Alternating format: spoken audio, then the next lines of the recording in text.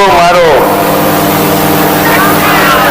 मैं नहीं बात कहूंगा, मैं बात इसलिए कह रहा हूं कि मीडिया उनका है, अखबार उनका है।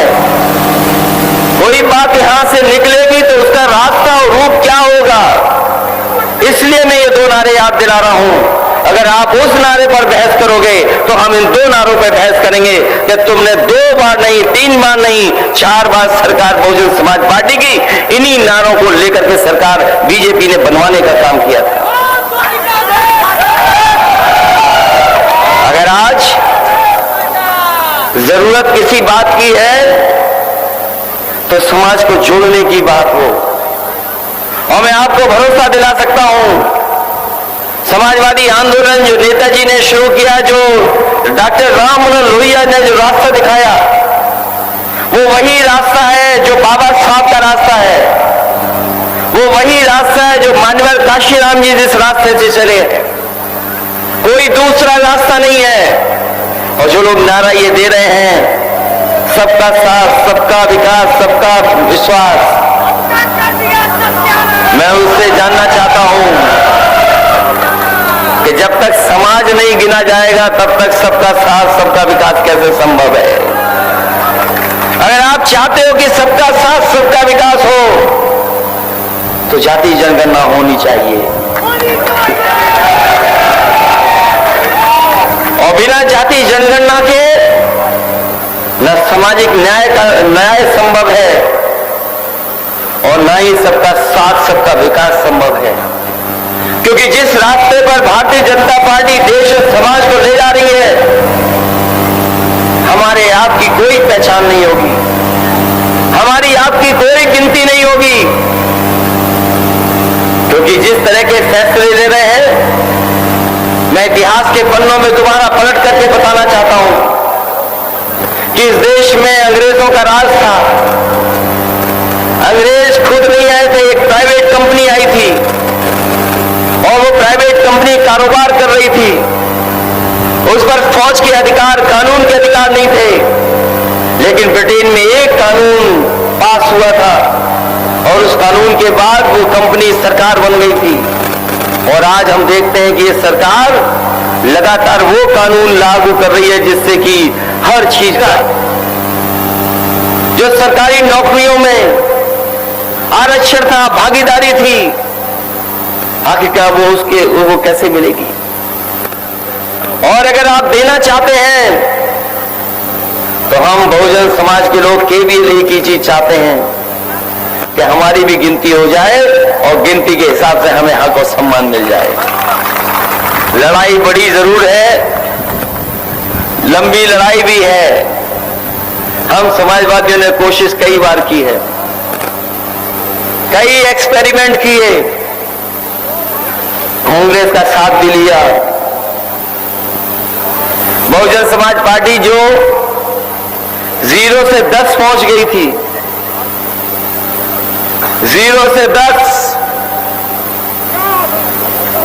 लेकिन इस बार तो हम देख रहे हैं समाजवादी पार्टी में सब बहुजन समाज पार्टी के नंबर 1 के नेता हमारे साथ आ गए हैं। ये वो नेता हैं जो कभी उस दल में नंबर 1 पर थे। सोचो 10 में से 1 हटा दोगे तो क्या बचेगा। इसलिए मैं आपसे सावधान करने आया हूं। कई बार भारतीय जनता पार्टी दूसरों का साथ लेकर के हमला करती है, दूसरों का साथ लेकर के चुनाव लड़ती है। इसलिए सावधान रहना पड़ेगा भारतीय जनता पार्टी से, और भारतीय जनता पार्टी के जो सहयोग कर रहे हैं इनडायरेक्ट, उनसे भी सावधान रहना पड़ेगा। क्योंकि अगर हम उन दलों से सावधान नहीं हुए तो हम लोग लड़ाई में कामयाब नहीं होंगे। इधर बहस छिड़ी है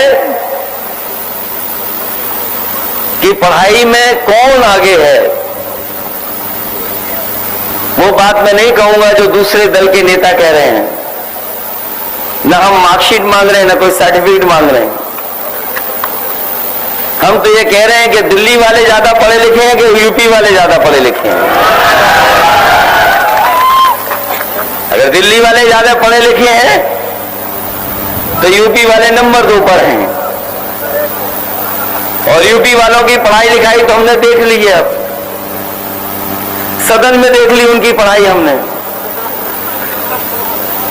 ऐसी सरस्वती उनके ऊपर आई, छाई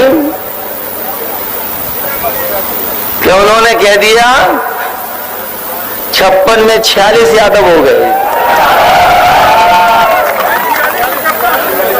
46 में 56, इसका मतलब मैं सही बोल रहा था, आप गलत बोल रहे हो। आपने पढ़ाई देख ली उनकी, क्या बोले 46 में, और वे भूल गई ये बात कि ये बात तो सब YouTube पर भी है, सोशल मीडिया पे भी है। जो बात मैंने कही वही सदन में कह रहे थे कि उनके नेता ने झूठ नहीं बोला। उनके नेता कह रहे थे कि 56 में 46 हैं, लेकिन वो ये बात भूल गए कि उन्होंने कहा था कि 46 में 56 है। 46 में 56। और जब मैंने सूची मांगी कि भाई सदन में हमें वो दे दो जो 46 हुए हैं हमारे, आज तक सूची नहीं दी। बताओ उन्होंने झूठ बोला कि नहीं बोला?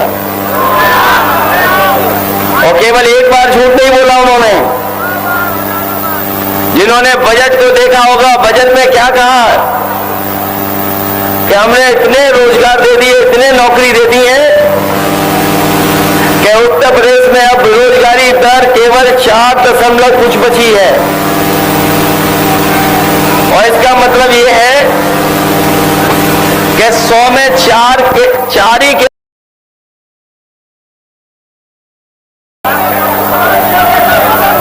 अरे आप तो गांव वाले लोग हैं, गंगा किनारे वाले लोग हैं, तो मैं गंगा की कसम ये बताओ, गंगा माँ की कसम सच बोलना, गांव में 100 में 4 बेरोजगार हैं क्या पूरे के पूरे बेरोजगार हैं? और अभी जब सरकार ने अपनी छठी मनाई, जब सरकार के 6 साल पूरे हुए तो छठी मनाई उन्होंने, और उन्होंने कहा कि हमने इस बार उत्तर प्रदेश में प्रति व्यक्ति आय दोगुनी कर दी है। यहां तो सब गांव वाले हैं, खेती बाड़ी भी होगी, कुछ लोग तो छोटा मोटा कारोबार भी करते होंगे। बताओ कितने लोगों की आय दोगुनी हो गई? इस छठी पर कहा, वो देख लेना अखबार उठा करके, जब इस सरकार ने अपनी छठी मनाई तो कहा कि हमने प्रति व्यक्ति आय दोगुनी कर दी। मुझे लगता है कि मुख्यमंत्री जी ने जो हिसाब किताब मांगा वो अपने अधिकारियों से मांग लिया हिसाब किताब। अगर आय दोगुनी किसी की हुई है तो अधिकारियों की हुई है, आम जनता की आय नहीं दोगुनी हुई है। और फिर एक सपना दिखा रहे हैं, मैंने फिर देखा अभी